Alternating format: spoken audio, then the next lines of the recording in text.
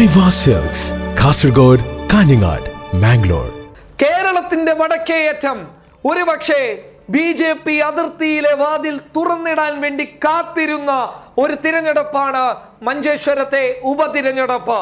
Ravisha തന്ത്രിയിലൂടെ ഇപ്രാവശ്യമെങ്കിലും Manjeshwaram പിടിച്ചെടുക്കാമെന്ന് BJP തീരുമാനിച്ചിരുന്നു. പക്ഷേ ആ ശ്രമങ്ങൾക്ക് ആദ്യഘട്ടങ്ങളിൽ നിന്ന് ഫലങ്ങൾ പുറത്തു വരുമ്പോൾ തന്നെ നമുക്ക് വ്യക്തമാകുന്ന ഒരു ചിത്രം എന്ന് പറയുന്നത് MC-യുടെ ഒരു മരണമാസ കടന്നുവരൽ തന്നെയാണ്. അതായത് മഞ്ചേശ്വരത്ത് 2016 നിയമസഭാ തിരഞ്ഞെടുപ്പിൽ PB അബ്ദുൾ റസാഖിന് എവിടെയൊക്കെ പിഴച്ചിട്ടുണ്ടോ അവിടെയൊക്കെ കൃത്യമായ രീതിയിൽ ഒരു വോട്ട് ബാങ്ക് സൃഷ്ടിച്ചെടുത്ത് MC കമറുദ്ദീൻ വമ്പൻ മുന്നേറ്റം കാഴ്ചവെക്കുന്ന ഒരു വലിയ ചിത്രം തന്നെയാണ് മഞ്ചേശ്വരം സമ്മാനിക്കുന്നുള്ളത്. ഇത് മുസ്ലിം ലീഗിന്റെ UDF-ന്റെ പ്രവർത്തകർക്ക് വലിയ ഒരു ആവേശം തന്നെയാണ്. നമ്മൾ ഇന്നലെ പബ്ലിക് കേരളയുടെ ഒരു അനാലിസിസ് നടത്തിയിരുന്നു. ആ അനാലിസിസിൽ വളരെ വ്യക്തമായി ഞങ്ങൾ പറഞ്ഞതാണ്, അതായത് മഞ്ചേശ്വരത്ത് കോൺഗ്രസിന്റെ ഇടപെടലുകൾ, കോൺഗ്രസിന്റെ തിരഞ്ഞെടുപ്പ് പ്രചരണങ്ങൾ, ഇതൊക്കെ MC കമറുദ്ദീനെ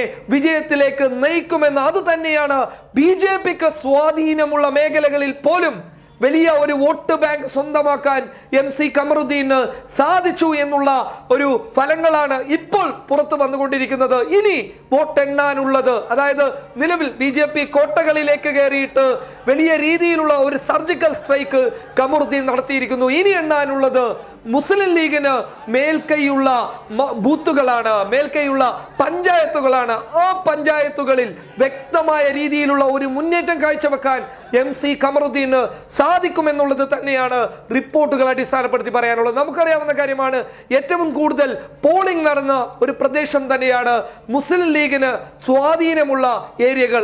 അവിടെ കൃത്യമായ രീതിയിൽ ഒരു നേട്ടമുണ്ടാക്കാൻ MC-ക്ക് സാധിച്ചു കഴിഞ്ഞാൽ മഹാഭൂരിപക്ഷത്തിലേക്ക് MC കമറുദ്ദീൻ കടന്നു പോകുമെന്ന സൂചനയാണ് മഞ്ചേശ്വരം നൽകുന്നുള്ളത്.